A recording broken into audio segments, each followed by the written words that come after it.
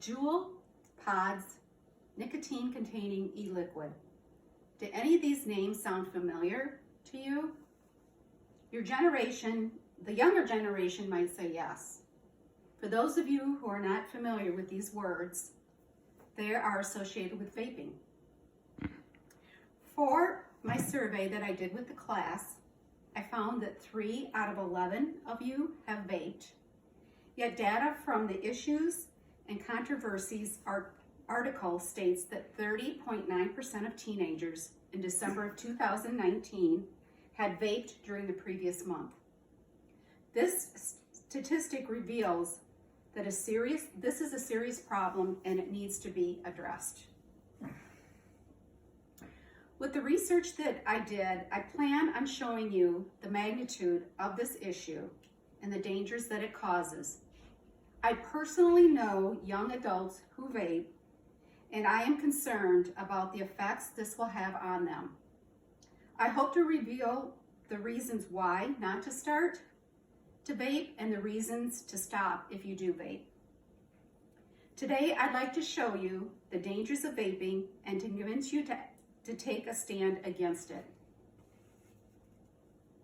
The truth is, the patent Juul sends huge amounts of nicotine effectively to the brain and is addictive and potent to the development of the brain of the adolescent and teenagers.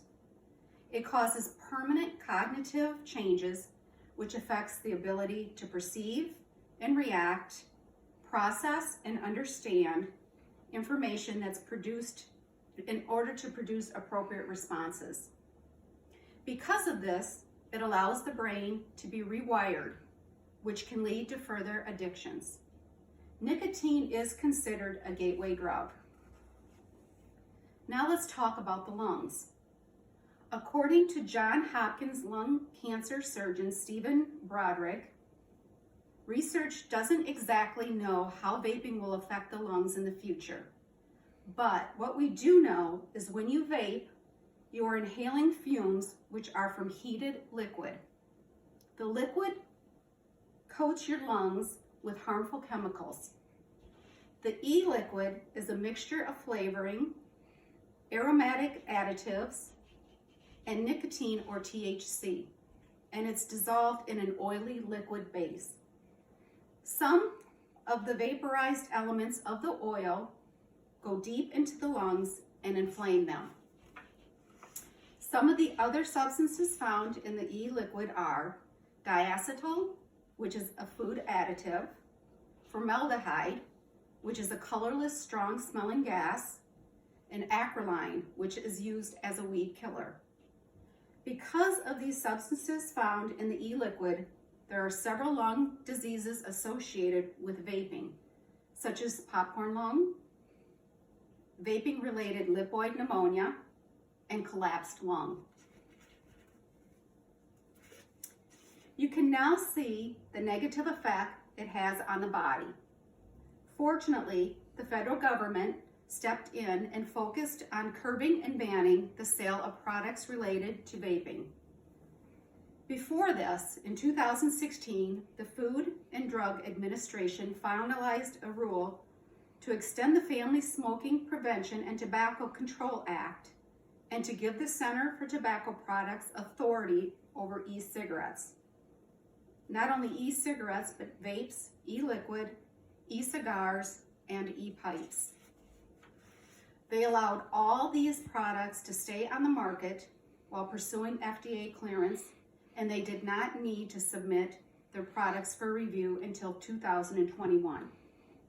But because of the increase of severe lung disease, the CDC activated its emergency operation, and on September 16, 2019, due to this activation, on December 20th, 2019, a federal law was passed that anyone under the age of 21 could not purchase any type of vaping tobacco or any of the flavored pods or the cartridge-based e-cigarettes. These measures were taken to watch and regulate the use of the e-cigarette.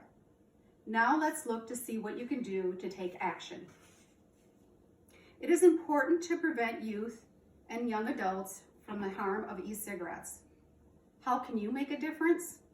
You can do this by talking with your kids, your friends, or relatives about the dangers. You can let them know that you have taken a strong stance against tobacco use and will continue to be vocal about it. Parents, you can watch this video, which has a strong message, and I will now play it for you.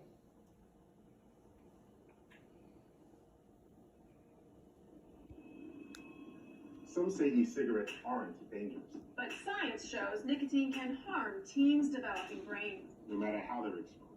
Let's do an experiment to find out. Here's a teen who won't be using e-cigarettes. Now we need one willing to risk their brain development. Anyone care to volunteer your kid? Anyone? Your kids are not an experiment. Protect them from e-cigarettes.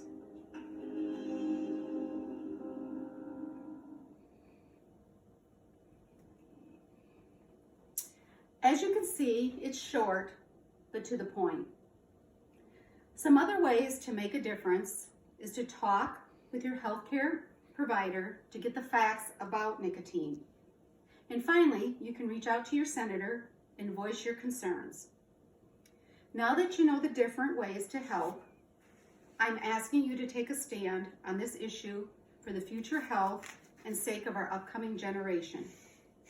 E-cigarettes among teenagers and young adults has become a public health concern. They are the most commonly used tobacco product among this age group. I have showed you how harmful the aerosol is in these e-cigarettes and how addicting the nicotine can be.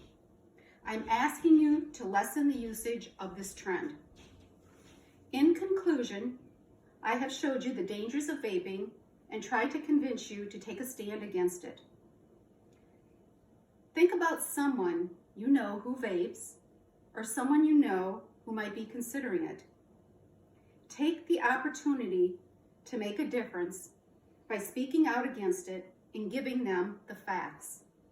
Every little step that you take could help that person. Not only is it the right thing to do, but it could also possibly extend a life. To me, this is worth the conversation. I personally want the people I love around a long time. Thank you.